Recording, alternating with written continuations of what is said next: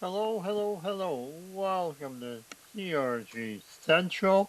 This is a special presentation of the 2026 Pegasus World Cup races, which will be held on the 24th of January. Here we'll be pre-playing two races out of the three that are considered Pegasus World Cup races. One is the original Pegasus World Cup, which is run on dirt, and then there's another one that is the Pegasus World Cup for turf. There's also one for fillies and mares, which we are not going to pre-play. So, first thing off, let's go ahead and take a look and see what horses are available in the set.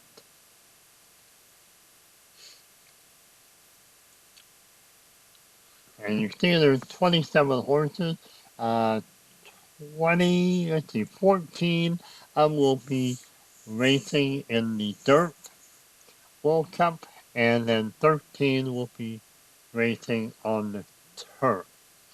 Now, in the real life races, normally I guess the Pegasus World Cup races only, well, their max is 12 horses in the race. So that means that there's a couple uh, alternate entries for the dirt because there's 14 horses we carded for dirt, and the same with the turf. We carded 13 turf horses, but during the real life race, the max will be 12, so there'll be one ultimate. So, I'm not exactly sure which ones these are, but I can tell you when we get to the next portion, which will be the actual race fields. But if you look through the horse name, I'm sure you'll have plenty of horses here that we have carded before and are in other sets. Uh, mainly, there's uh, horses that would be in the Road to the Triple Crown. I'm sure there's some from 24 and 25. Also, the same thing with the 2024 season set and 2025 season set. You know, like White Armado, we've seen many times. Test score is excellent. They're excellent turf horse. We've seen Tappan Street. Of course, Chippy Lawn Stocking's been in a lot of races too. Uh, Program training. One Stripers, one South America, which is, well, I should say South Africa, which is highly unusual for our game to have any horses that were bred in South Africa. And then you may remember Connecticut Road, let's see, Fort Washington, the 2025 season set, Disco Time, Captain Cook, Roger Kennedy was in the 2025 Road to the Triple Crown, and so forth. So you see there's quite a few horses that have been carded in the past and will be running in this particular race. So let's go over to the races themselves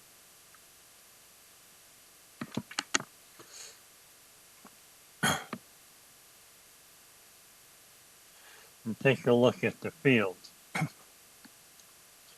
the World Cup, these are the two that are run on dirt, and they'll be run at Gulfstream.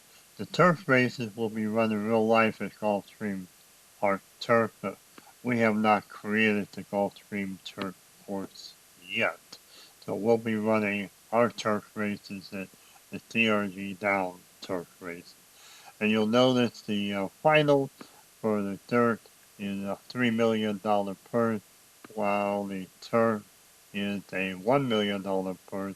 And then whenever we run heat races, we always give the purse at 10% of what the finals is. So that's why the two heat races from the World Cup is 300,000, and for the turf it's 100,000.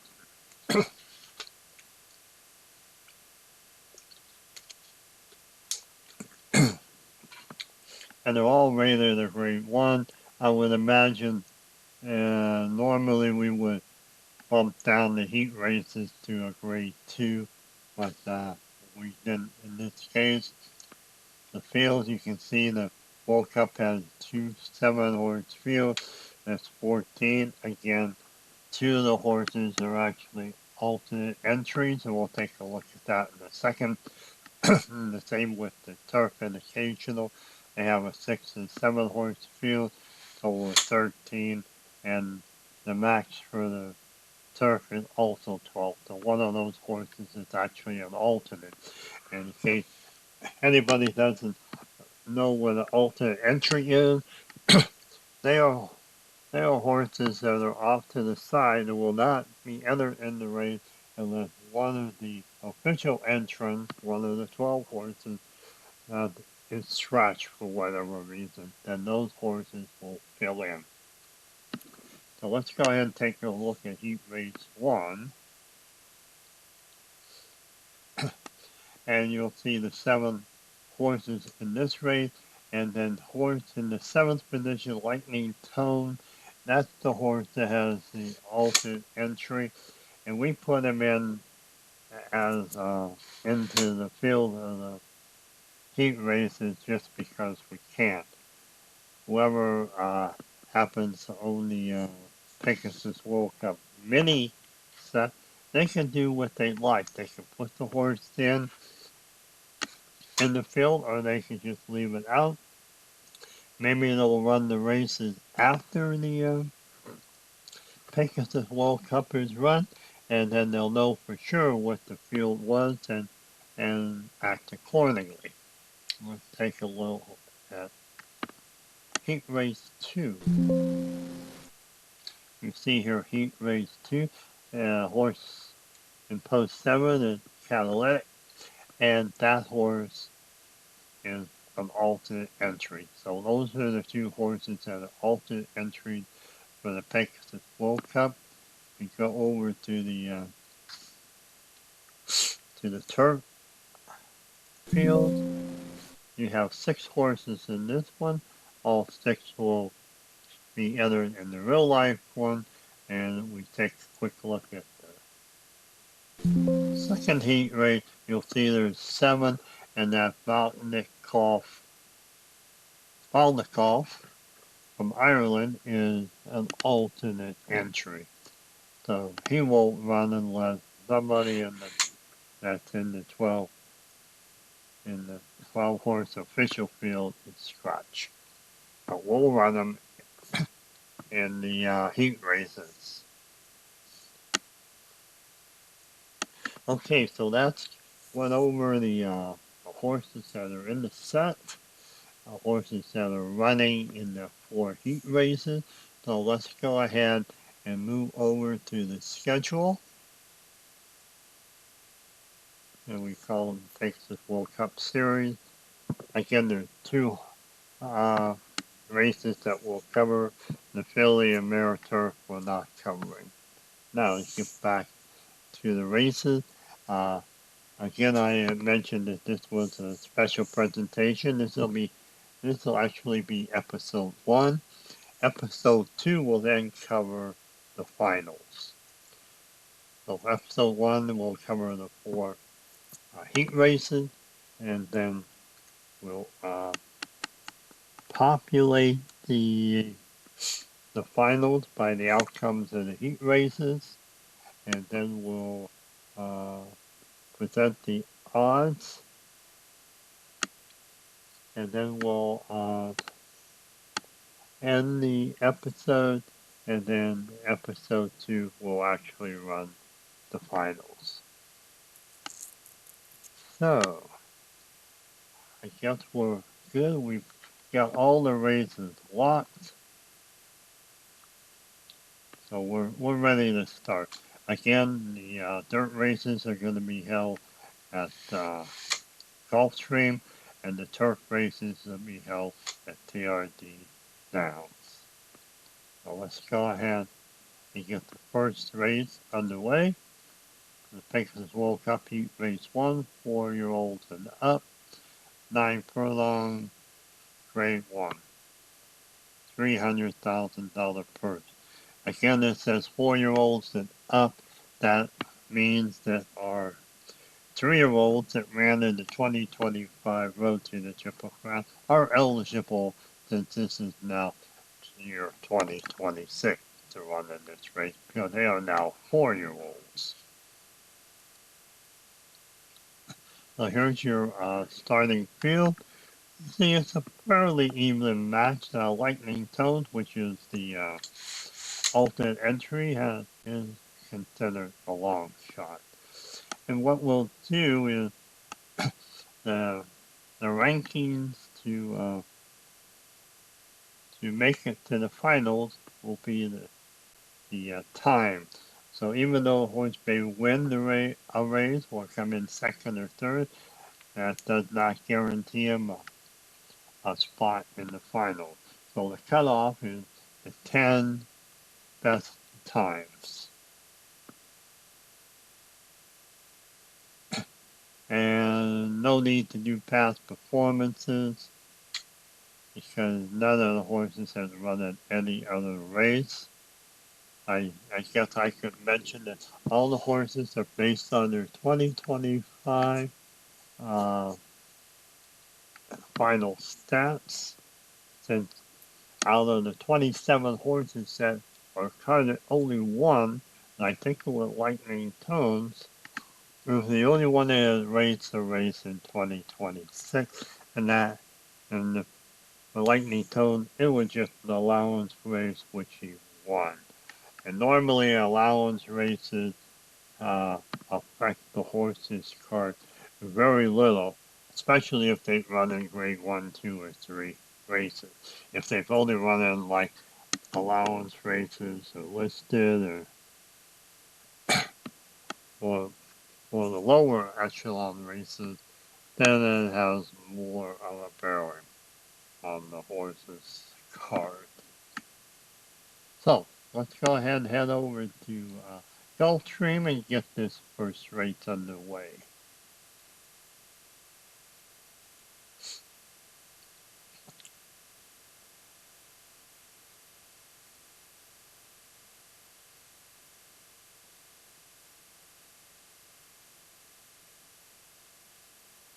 Okay, here's the field.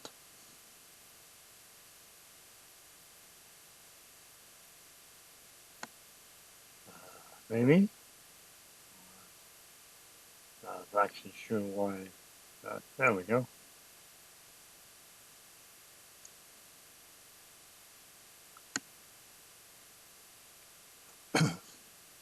And there's our 7-horse field. And it looks like Guayabano might be out of the gate first. So let's go ahead and head over to the sewage tower. Everything's good. And they're up. And yes, just like we predicted, Guayabano is out of the gate first. But that doesn't necessarily mean a lead. We have 4 that Tappan Street. But look at that. We have 5 of the 7 horses all within 3 spaces, all of them. Then we head into the back turn 1. It's come back. Disco Time is now taking the lead. Way outside there in the turn. Oh, we got 6 coming up. And there's 3 Pats and Chippy Longstocking. So Chippy Longstocking and White Albino and Disco Time, we have an excellent finish. Wow! Talk about a really good race. That was an excellent heat race there. So we have White Albino defeat Disco Time by a nose. Skippy Longstocking is only 1 length behind Tappan Street 2. Full Scenario and Captain Cook 3 behind. Lightning Tones was the only one that, like I said, remember that was the alternate entry, which may or may not be in the real life race field. So let's go ahead and head back over to the schedule. and we'll get the first turf race underway, which is over a TRG down turf. $100,000 purse. Again, 9 furlongs for this race. Grade 1, 4, and up. Here's your warning line. Ooh, wait, it looks like test scores are going to run away with this. All the rest of them are fairly long shots, so let's head over to the track and see what happens.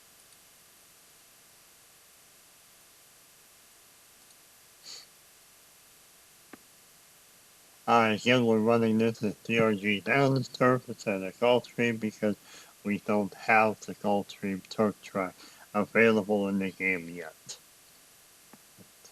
Take a look at the field.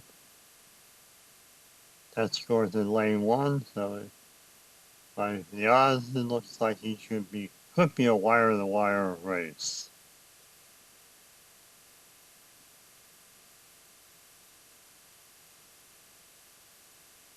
Alright, so those is Stewart's Tower and get this race underway. And that scores out of the gate first as we head into the first turn. Well, we have 6. Astrometer with the lead, but that score just took it over, and then Major Duke just passed him in the back straight. We have Major Duke with the lead, but no, Tetscore takes over. And Tetscore looks like he may now just run away from the pack. But it took a little doing before Tetscore got his footing. And it looks like it's going to be an easy win for Tetscore. 4 Major Duke second.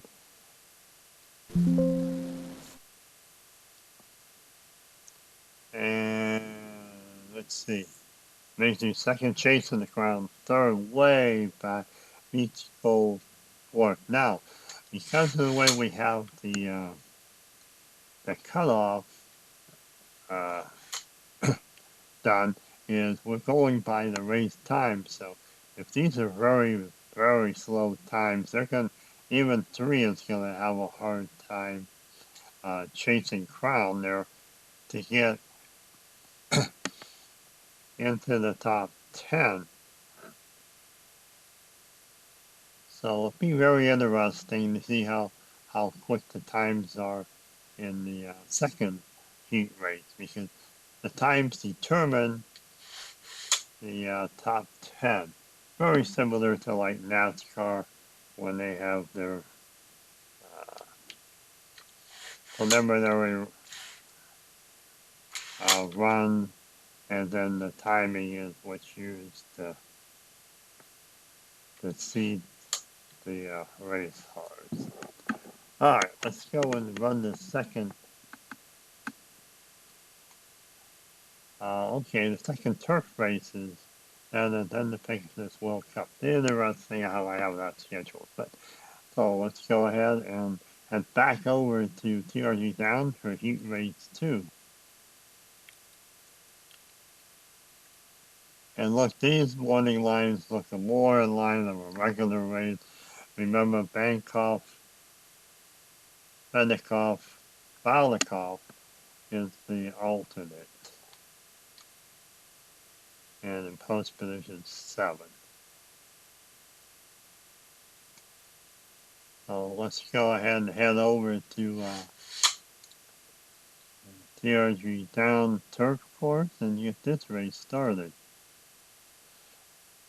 Again, remember the third place horse in heat race 1 was like 1 minute 50 seconds. So if most of these horses are able to get under 150, they'll qualify for the final, because again we're using their times. So let's take a quick look at the entrance in the field.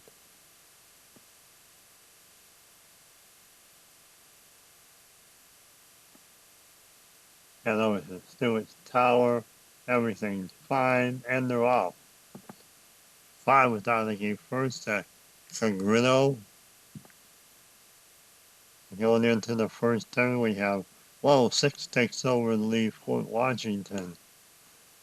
all very close so far. If we go into the back straight,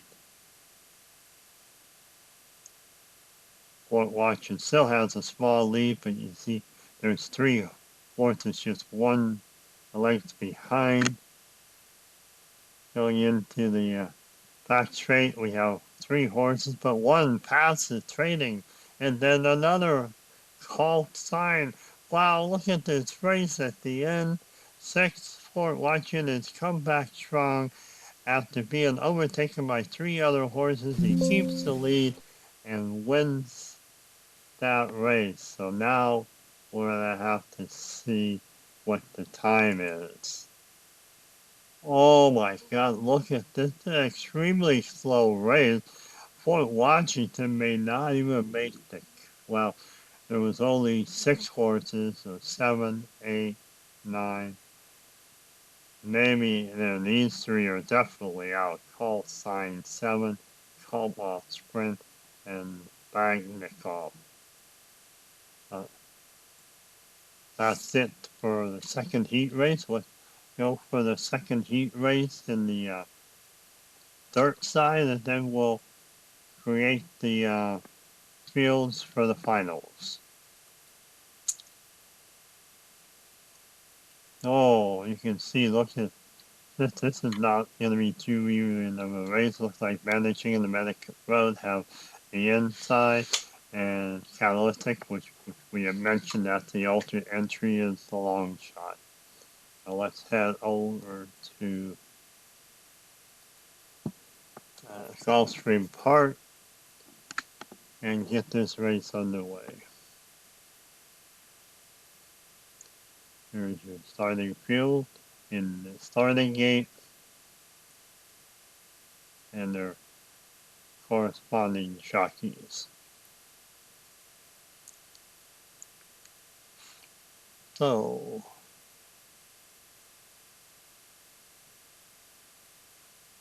let's see what the Stewart Tower says. Everything looks fine in the starting gate, and they're all 5 get out of the gate first. That's Micah.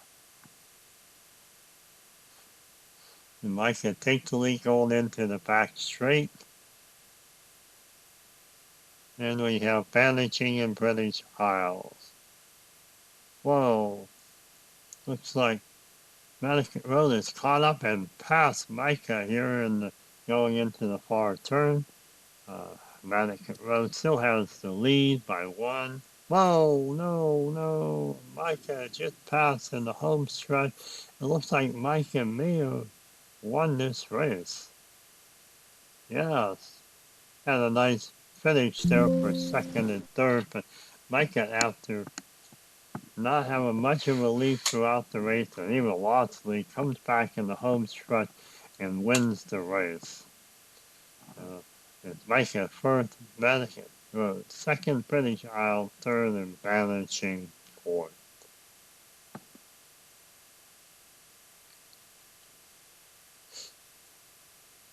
Oh, okay, that's it for the heat races.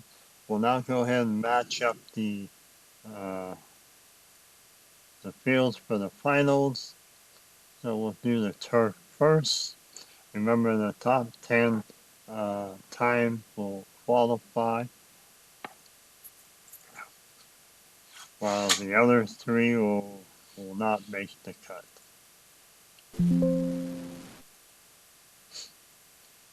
And see, all my qualifying times, and just like in real life, we'll match them.